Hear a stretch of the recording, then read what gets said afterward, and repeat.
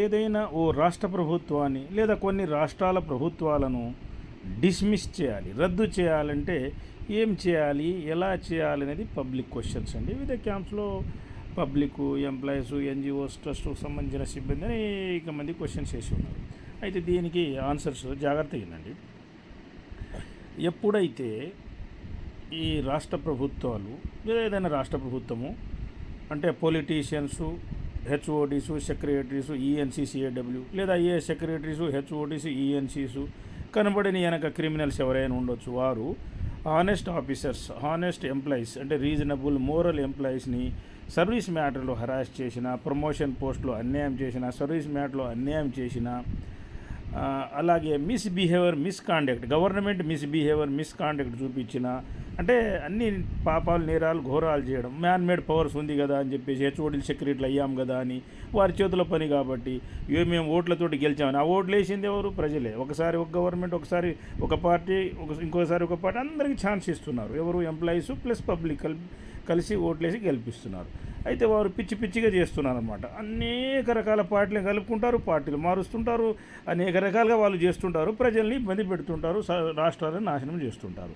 So అటువంటప్పుడు రాష్ట్ర ప్రభుత్వాలను డిస్మిస్ చేయవచ్చును. అలాగే మోరల్ పీపుల్ అంటే నీతిగా, ధర్మంగా బ్రతికే సామాన్య జనులు, ఆర్డినరీ ప్రజల్ని ఇబ్బంది పెట్టడం, హరాస్ చేయడం, వారి వర్కుల్లో, పనుల్లో, బిజినెస్లో, లైఫ్లో ఎంటర్ అయ్యి ఆగం చేయడం, డిపార్ట్మెంట్ మిస్యూజ్ చేయడం, గవర్నమెంట్ మిషనరీ మిస్యూజ్ చేయడము, పార్టీ కార్యకర్తలు మిస్యూజ్ చేయడం, దౌర్జన్యాలు, గొడవలు చేయడము, వగైరా అనేక క్రైమ్స్ చేయడం అనమాట. ఎలక్షన్ రోజు గొడవలు, ముందు వెనక అన్ని కక్ష సాధింపులు, పార్షియాలిటీ, ఫీలింగ్ వగైరా అన్నీ చూపించడం, స్కీమ్స్లో, వర్క్లో, ఇటువంటప్పుడు కూడా రాష్ట్ర ప్రభుత్వాలను డిస్మిస్ చేయవచ్చును.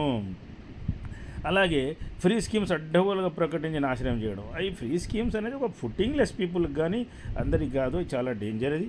అలాగే ఈ ఫ్రీ స్కీమ్ని ప్రకటించడము, ఇంప్లిమెంట్ చేయడము, లక్షల కోట్ల అప్పులు చేయడం అనమాట.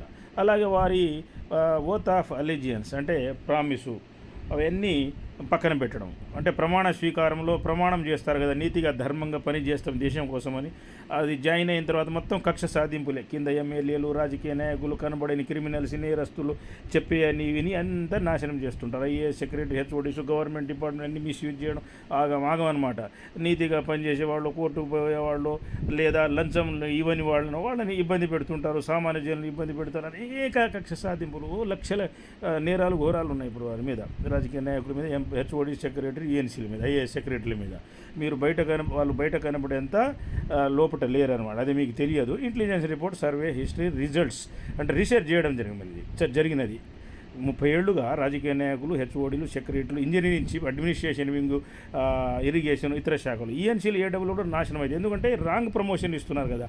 వీకు, డిసీజ్డ్, ఫ్రాడు, కరప్ట్ వాళ్లకు ప్రమోషన్ ఇవ్వడము, కింది వాళ్ళకు ప్రమోషన్ ఇవ్వాలంటే అన్ఫిట్ వాళ్ళకి ఇవ్వాలంటే పై వాళ్ళు, మంచి వాళ్ళు ఏదో వంకలు పెట్టి తీయడం, పెండింగ్లు పెట్టడము, ఇలా రకరకాలుగా మిస్యూజ్ చేయడం పవర్స్ని. తర్వాత ఈ రాంగ్ అలిగేషన్స్ మోపడము, కౌంటర్లు వేయకపోవడము, తప్పుడు కౌంటర్లు వేయడం, కోర్టులు మిస్లీడ్ చేయడం, CMO, PMO, president of SC commission తప్పుడు మిస్లీడ్ చేయడము, ఎస్సీ కమిషన్ మిస్లీడ్ చేయడము, RTI commission, vigilance and enforcement department, police department, other department అంతా మిస్యూజ్ చేయడము, అలా చాలా పాపాలు, నేరాలు, ఘోరాలు చేస్తున్నారనమాట. అక్కడ ప్రభుత్వం అంటే రాజకీయ నాయకులు, హెచ్ఓడీలు, సెక్రటరీ, ఈఎన్సీలు. మెయిన్గా ప్రభుత్వం అంటే ప్రజలే ప్రభుత్వం. కానీ ప్రజల సలహాలు తీసుకుంటారు. జియోకి, రూల్స్కి, రెగ్యులేషన్ పద్ధతికి ప్రజల సలహాలు లేదు, ఎక్స్పర్ట్ సలహాలు లేదు, యోగి సలహాలు లేదు, ఋషుల సలహాలు లేదు, ఎన్జిఓల సలహాలు లేదు, మీటింగులు లేవు. ప్రమోషన్ ముందు మీటింగ్లు పెట్టాలి. ఆనెస్ట్, డిజానెస్ట్, ఎవరు ఫిట్, ఎక్కడైంది మీటింగ్ పెడుతున్నారు లేదు. ఇష్టానుసారంగా పోస్ట్ ప్రమోషన్ ఇస్తున్నారు, అమ్ముకుంటున్నారు లక్షల కోట్లకి. ఇలా వందల వేలు లక్షల కోట్లు సంపాదించుకున్నారు ఈఎన్సీ, ఏడబ్ల్యూలు, ఇతర ఇంజనీర్లు, ఐఏఎస్ సెక్రటరీలు, హెచ్ఓడీలు, పొలిటీషియన్స్ అనమాట. కోట్లు సంపాదించి రాష్ట్రాన్ని అప్పుల పాలు చేసి నాశనం చేసి ఉన్నారనమాట. నెక్స్ట్ అబ్నార్మాలిటీస్ అంటే equal pay for equal cadre, equal pay for equal rank promotion. ఈ పొలిటీషియన్స్ కానీ ఎంప్లాయీస్ కానీ ఈక్వల్ స్కేల్ ఉండాలి. ఇది కార్పొరేషన్, ఇది జెన్కో, ఇది ట్రాన్స్కో, ఇది ఆర్టీసీ, ఇది అలా డిఫరెన్స్ ఉండకూడదు. స్టేటు, సెంట్రల్ది ఒకటే స్టేట్ ఉండాలి.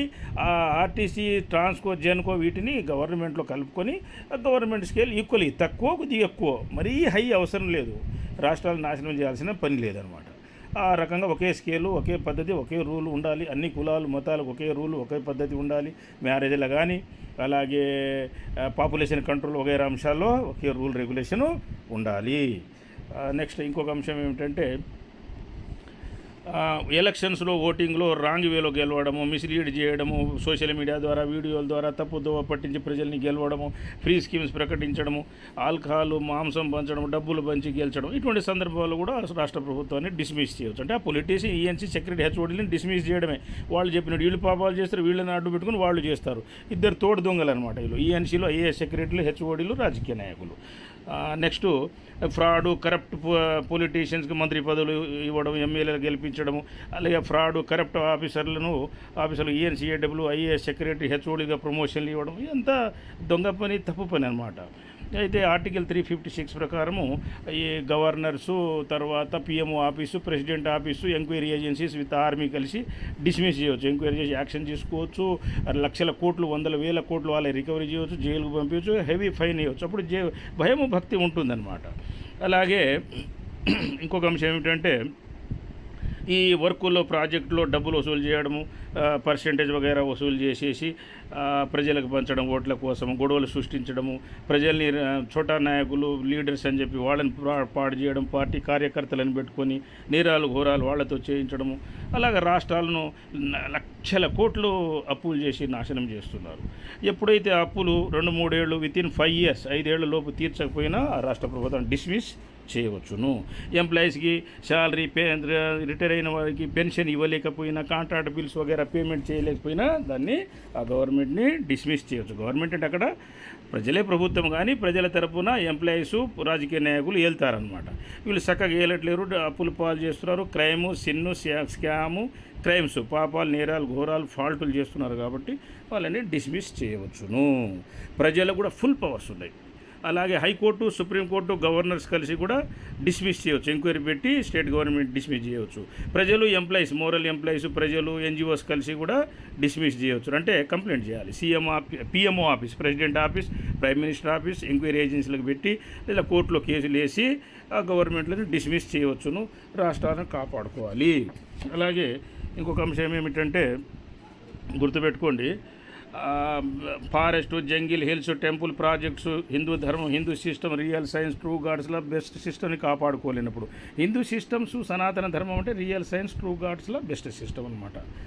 అలాగే వీటిని కాపాడుకోలేనప్పుడు వారి మీద యాక్షన్స్ తీసుకొనవచ్చును. ఇది సత్యము.